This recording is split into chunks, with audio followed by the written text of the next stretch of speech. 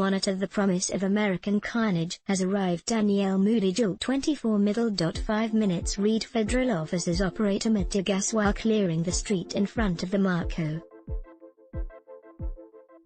Hatfield U.S. Courthouse on July 21, 2020 in Portland, Oregon. Photo, Paula Bronstein/Getty Images. When fascism comes to America, it will be wrapped in the flag and carrying the cross. Author unknown. Given his latest authoritarian antics, one would think Donald Trump read this quote before he decided to send a cadre of armed men in camouflage to patrol American streets. If you have been paying attention since his inauguration speech, then the actions Trump has taken against the American people in the past few months, while extremely unsettling, are not shocking. On January 20, 2017, Trump, before a pitiful crowd, swore that this American carnage stops right here and stops right now. At that moment, no one could understand what he was talking about. At that time, thanks to President Barack Obama, the United States had been pulled from the Great Recession and was beating back climate change, the child obesity epidemic was under control, the housing market was on the upswing, and LGBTQ Americans could marry.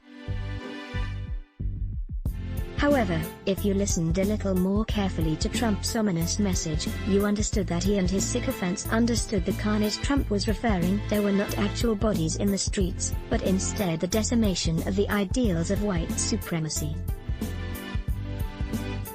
The sheer presence of America's first black president disrupted the lie white people have been sold, that they are exceptional and everyone else is inferior to their God-given powers of superiority. Consequently, if a black man could become president and LGBTQ people were beginning to achieve equality and women of all hues were breaking ground in various industries, then the prism of white exceptionalism would come crashing down around them and the carnage of their values and ideology would ensue. So, to preserve their lie, they sought out the white supremacist-in-chief to upend the leveling of America's playing field and, in its place, insert a black hole. Dear white people, where is your home training? Videos of white people behaving badly aren't new, but they are indicative of white rage, insulate white privilege, and Zora.medium.com. As bad as the black experience in America has been, I felt that we were making progress. But it was clear in Trump's address that whatever progress we had won was slowing to a halt and now in total rollback.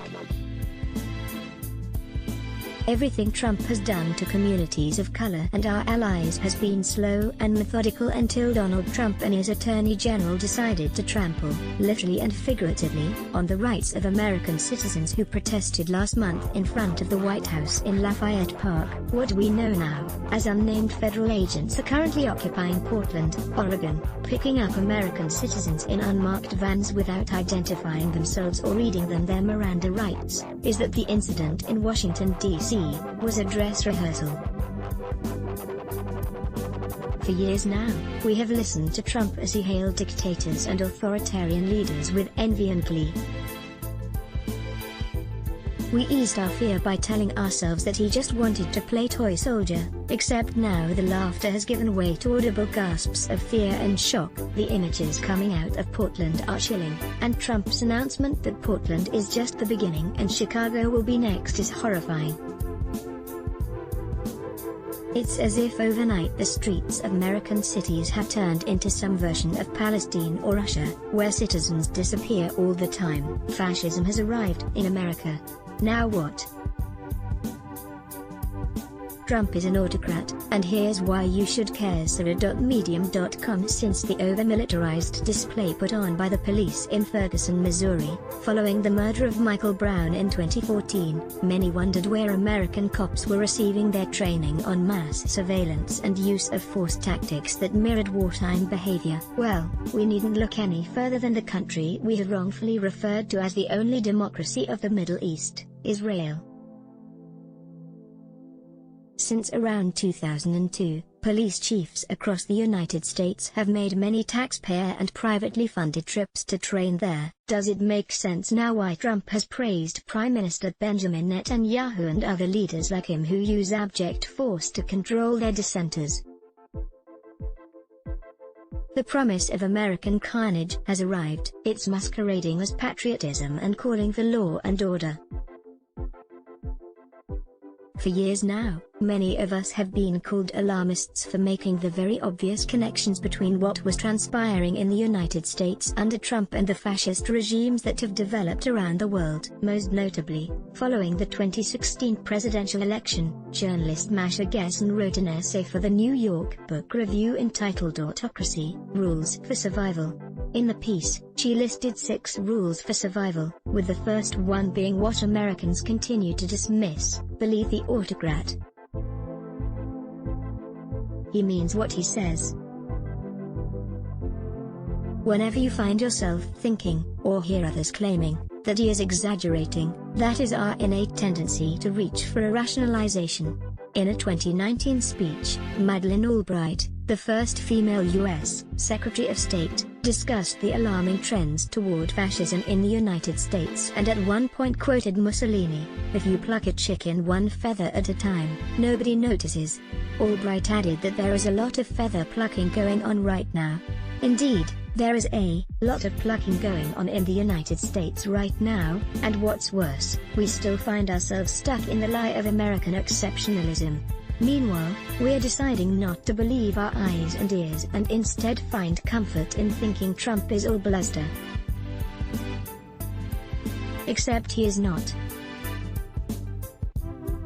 Following his apocalyptic inauguration address, Trump began his administration with a ban on Muslims. He then set his sights on the LGBTQ community, then he turned to the undocumented, then he applauded Nazis, then he referred to predominantly black cities as rat-infested and African nations as shithole countries. He ripped children away from their parents and built modern-day concentration camps that we still haven't been let inside of, all while going to court to fight for the right to not supply these asylum seekers with basic sanitary conditions.